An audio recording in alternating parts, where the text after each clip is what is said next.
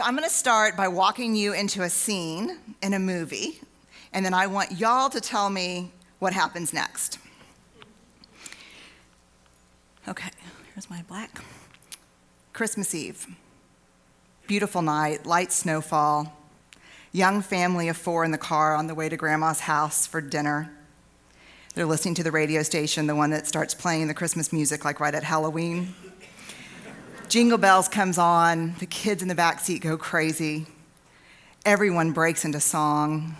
The camera pans in on the faces of the kids, the mom, dad. What happens next? Car crash. 60% of people say car crash. 60%. Another 10 to 15% have equally fatalistic answers, but more creative. I have the camera cuts to the oncologist who is looking at the bad news that he's going to share the day after Christmas. They get to grandmother's house, everyone's dead, a serial killer's on the loose. And I had one dude who worked in a shark attack. I did. What's interesting to me about this, and it's an indictment a little bit of the media, which I wouldn't so much care about, except that I'm a vulnerability researcher, and I've spent the last 10 years studying vulnerability, and I cannot tell you how many hundreds and hundreds of stories that I've collected from people who that is their response, not just to media, but in their real lives. How many parents I've interviewed who will say, and I'm looking at my children and they're sleeping and I'm on this, just the verge of bliss, and I picture something horrible happening. Do you know this? Yes. I get the promotion and I get to fly up to headquarters, to find out about my new job and what's going to happen. Plane crashes. The fatalistic response is not universal. We're not all like that. But it is a symptom of an issue that is both universal and, I believe, profoundly dangerous. And that is, we are losing our tolerance for vulnerability. And in our culture, what do we think is synonymous with vulnerability? Weakness. Y'all are an excellent audience. It's almost as if I trained you. It's perfect. Weakness. And I'm going to talk about how that's not the case tonight. Vulnerability is absolutely at the core of fear and anxiety and shame and very difficult emotions that we all experience. But vulnerability is also the birthplace of joy, of love, of belonging, of creativity, of faith. And so it becomes very problematic when, as a culture, we lose our capacity to be vulnerable. So this kind of fatalistic car crash is a symptom. I refer to it as foreboding joy. One of the symptoms that we're losing our capacity for vulnerability is that joy actually becomes foreboding. Something good happens, or we're looking at someone we love, or we're thinking about something we care about, and then we become compelled to beat vulnerability to the punch. Other symptoms, disappointment as a lifestyle. It is much easier to live disappointed than it is to feel disappointment. And so this is the person in the after-school movie that, I don't want to play your stupid game because it's dumb and boring, and because really maybe nobody will ask me. We sidestep getting excited about something because we're not sure it's actually going to happen. Low-grade disconnection is another symptom of vulnerability avoidance. We go through the motions. It's like low-grade fever. It may not kill us, but it keeps us pretty miserable. Perfection is one of I call it the 200-pound shield.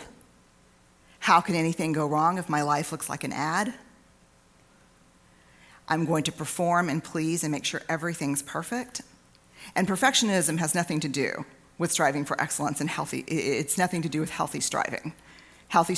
People who I interview who are absolutely accomplished and people who strive for excellence are the biggest negotiators and compromisers that I've ever interviewed. Perfection is a tool to protect ourselves. Extremism. There's a very simple equation. Faith minus vulnerability equals extremism. Faith is the vulnerability that flows between the shores of certainty. Faith without vulnerability, spirituality is inherently vulnerable. It is believing in things we don't understand or really can't see. And last, I believe the most universal way that we are dealing with an intolerance for vulnerability in our culture is that we numb. And I'll talk about this in a minute. Let's go to a bigger question, and that is, what is driving this intolerance for vulnerability in us? And I believe the answer is scarcity. We live in a culture that tells us that there is never enough, that we are not enough, that we are not good enough, that we are not safe enough, that we can never be certain enough, that we're not perfect enough. And maybe the one that we really don't talk about, that I think is perhaps the most dangerous, is that we are not extraordinary enough. In this world, somehow an ordinary life has become synonymous with a meaningless life. And so often we are missing what is truly important because we're on the quest for what is extraordinary.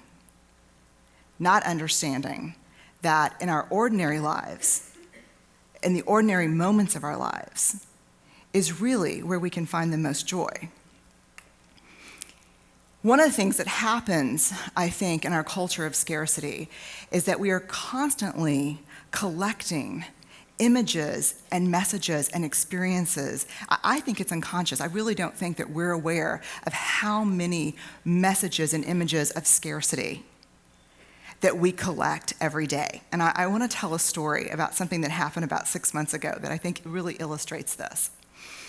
So I have to catch a flight to go do a talk somewhere, and my daughter's, I have a 5-year-old and an 11-year-old, and my daughter's really struggling with a school project. I am definitely in the scarcity mode. I shouldn't be going. I'm not a good enough mom. I can't balance all of this. I have to go to my bank, which is inside of a grocery store, which is, I don't know if that happens here, but in Texas, all the banks have moved inside the grocery stores. So I walk up to the grocery store, the sliding glass doors, and there's a big Code Adam sticker, which if you don't know what that is, it's an incredibly important program, but it's a program that says this store and its employees are trained that when a child has gone missing or nabbed, everything in the store shuts down. So I look at that and I think, oh God, okay, just stay focused, Brené. No one's gonna nab your kids while you're away. I go and get my money, I get back in the car, I get on the freeway toward the airport, and I pass the Amber Alert. Keep driving, Brené, keep driving. About 2 miles past the Amber Alert, there's a sign that tells me that 39 people have been killed on that specific stretch of highway. And please wear my seatbelt.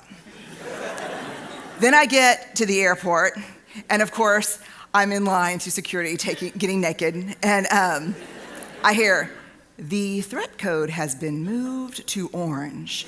And then I go through this thing that I'm like, oh my God, holy crap, is that a movement? Is it always orange? I was like, I'm gonna start writing it on my hand on a Sharpie, like, it's always orange. Okay, orange is not, hasn't gone bad. I'm like, what is it? Okay, so I'm like, orange. Okay, it's orange. I think it was orange yesterday. Maybe something's happened, and I was busy reading the Amber Alert, then trying to find the license plate. So I get to my gate, and I sit down, and they're like, do not leave unintended baggage, And I look down, and there's a bag.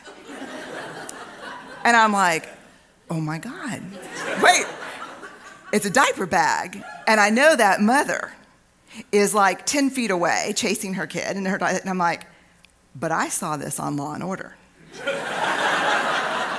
And I'm gonna board that plane, and then the next thing you're gonna hear is ching, ching, that Law & Order ching, ching, ching. And then we're blow up.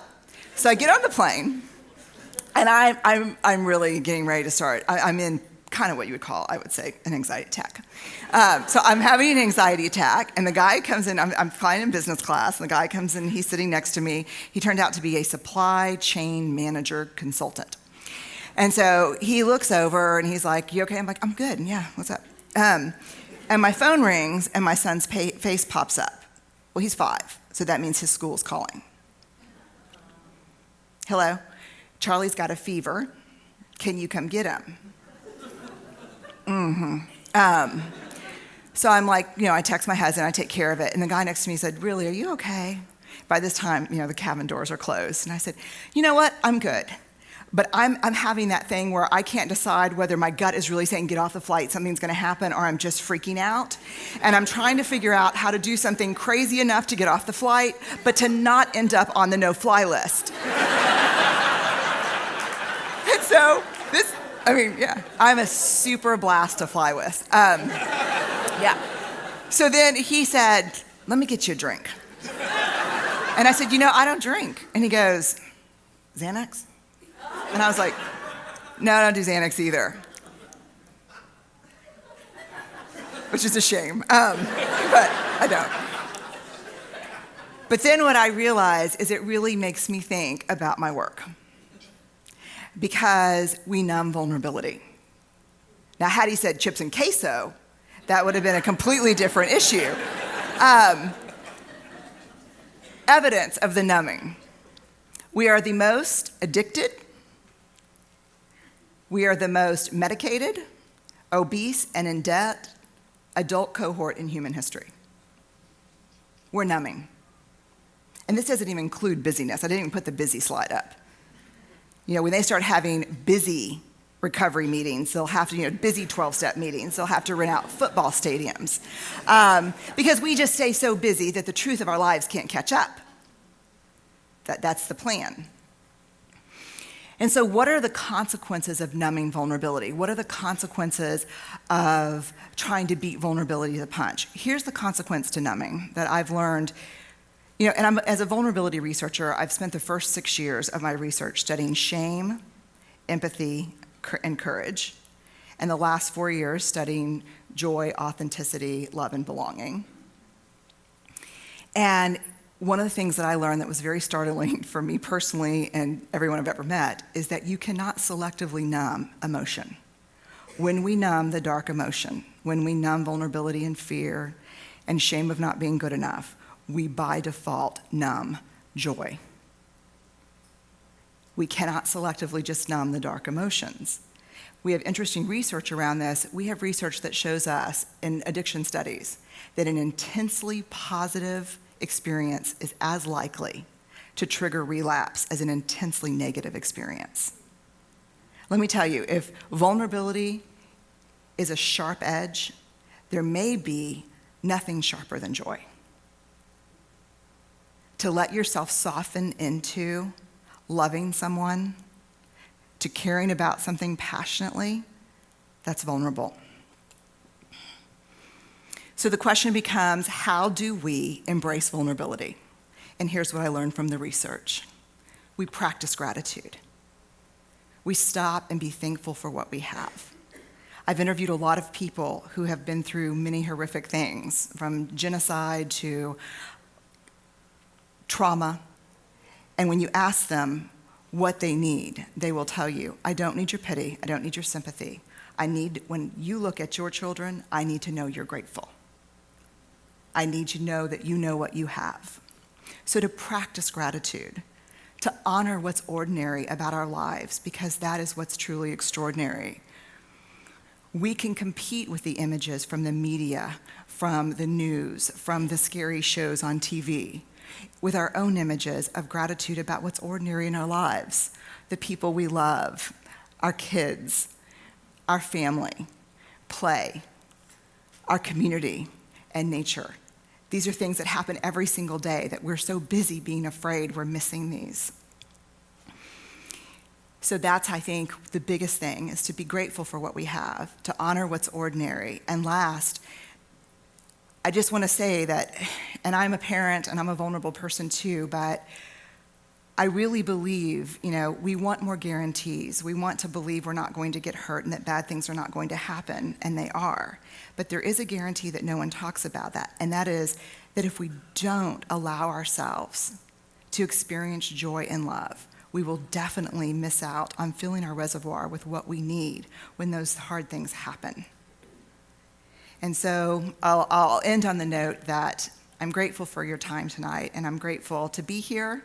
And I hope this is something that we can do together, because I believe in vulnerability we'll find what really gives purpose and meaning to our lives. Thank you.